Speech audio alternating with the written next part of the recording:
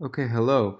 Welcome to my course tour for POLS 4430. That's International Law and Organization. I'm John Wagner Givens. This is the first time I've never taught this course before, so I'm not as far along in making the course as I'd hoped to be, because again, I'm not only just building it for the web for the first time, but I'm also building it at all for the first time. So I'm still finding readings and toying with exactly what I want to do. Um, so it's not as complete as I'd like it to be, but I have a pretty good idea of what I'll be doing, and I'll try to show you that today. So just like everyone else, there's a start here section. Again, it's not all fleshed out.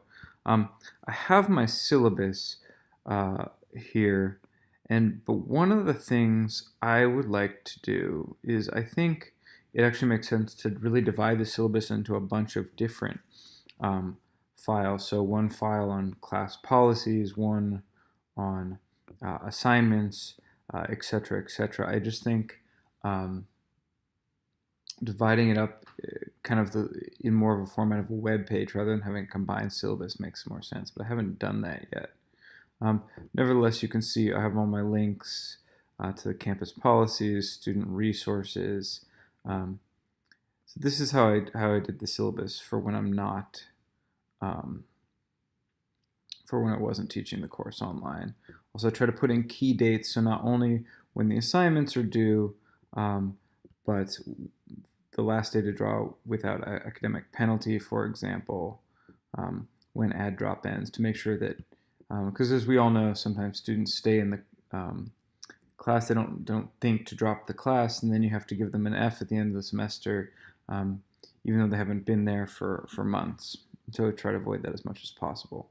So what's going to go on in this class in terms of assignments? Each student will do a news presentation. Since it's going to be a hybrid or online class, I'm actually going to get them to upload that as a video. So it's a 5 to 8 minute presentation on a topic in the news recently, how it relates to international law, how they can apply what they've learned in the course to this issue. And again, I find sometimes in class, using this in-class time for this isn't necessarily the most productive, especially when they're not terribly good. It's kind of a waste of other students' time. So I think doing this online, making them upload it online, is a really great way to do this. Reading and lecture quizzes. Almost every week, I'm going to give a reading and lecture quiz. And I do this even in my face-to-face courses, because I just find it's the only way to make sure that students really pay attention, that they do the reading. I let them take the quiz as many times as they want and keep only the highest score. And that allows me to make the quizzes pretty hard, which allows me to, at least hopefully, force them to do the reading as carefully as possible. I also drop the 3 lowest because, again, there's going to be so many of them. If the students just can't get their act together to do the quiz one of the days, I want to make sure that that doesn't come to hurt them too much, or if they just can't do well on that a couple weeks. Discussion is another major part of the grade online. I came up with the idea, and we'll see if it works or not, of regularly evaluating them, or rather irregularly evaluating them on discussion throughout the semester. So, so rather than trying to grade discussions each week, or only grade a couple of discussions, this means that they have to keep up their participation in discussions, and then if I feel like discussions are lagging, I can always go and grade them. Otherwise, I'll just grade a couple, 2, 3 times throughout the semester. And this is kind of similar to the way I take attendance in face-to-face classes, so this sort of random component, I think, will keep everyone on their toes, but also reduce the burden of grading.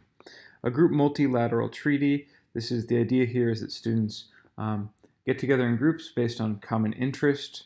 I guess I'll have to create a discussion board for that. I hadn't thought of it yet.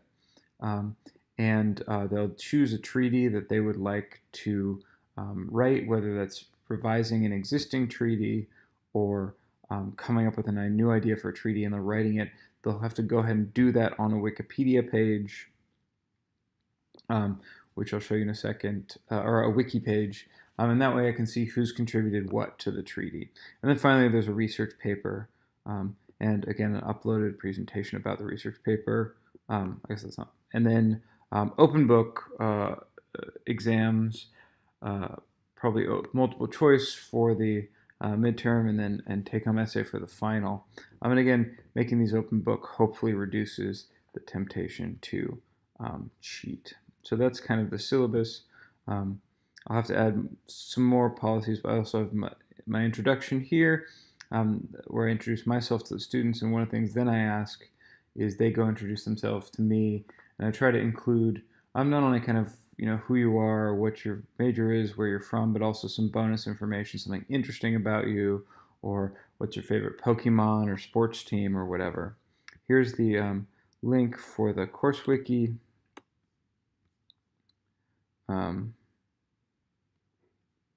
So here's the wiki page I've created using PVWorks. I have no idea if it's going to work or not, but it should be interesting at the very least. I think it's potentially very useful. Here I've just uploaded the Antarctica Treaty. I've decided to actually do a whole week on basically intro and syllabus. I think I'm going to add, I haven't gotten it yet, but I'm going to add a syllabus quiz, syllabus and course policies, just to make sure that students really understand what's going on. I just think, especially for an online or hybrid course, making sure that everyone's on the same page and understands what they need to do, what their responsibilities are, is really important. And I thought cramming that into a first week with a lot of content is just not a good way to go.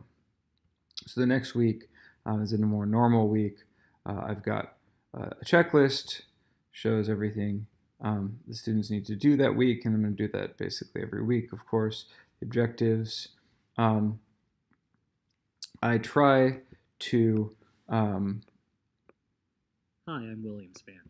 Let's learn about international relations. So I try to use a mix of my recorded lectures and then also videos from YouTube or the web more generally. A lot of them are other lectures by other faculty at other universities, and I particularly like this in this case because I've got my perspective on international law, and I can choose faculty members at other universities who are giving sort of the other extreme perspective, a different perspective than I have, and this gives me something to sort of argue against a little bit or point out. I can say, okay, William Spaniel is really arguing that international relations is dominated by anarchy, but I'm going to say something slightly different. This gives students different perspectives. And again, like I said, there's going to be a reading quiz here almost every week. Unlimited attempts, only highest attempt is kept, but the quiz is really pretty challenging.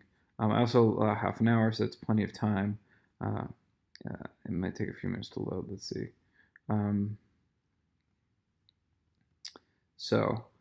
Especially these multi-select questions, so select all sources of international law, judicial decisions, custom treaties, general principles of law, legal scholarship, and the prime directive. Like a lot of my multi-select questions, almost all the answers are right. This really tends to throw students off, so they have to come back again and again until they realize that, oh, actually almost all of these are really important. I mean, the prime directive is still important, but just not for international law yet. I hope Tammy appreciates that. Okay. So that's the quiz. That's what a really typical module is going to look like.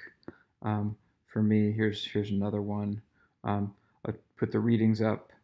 And again, bringing in videos from other faculty members on YouTube, and then also my own responses to them.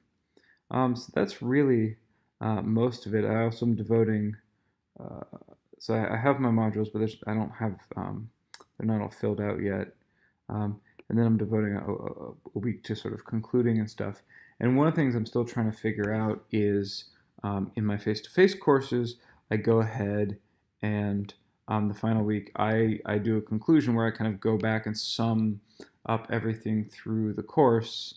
Uh, since students are free to go back and watch any of the lectures at any time, I'm not sure how to deal with that necessarily in an online course. Although now that I've just said it here now, I think maybe the thing to do is to pull the most important lectures and have them again that last week, so students can go through and see the most important, rewatch the most important lectures. So that makes some sense to me now. All right, I hope this was helpful, although I have to admit I'm just not as far along as I'd like to be. Thanks so much for watching, and I look forward to seeing you all in class.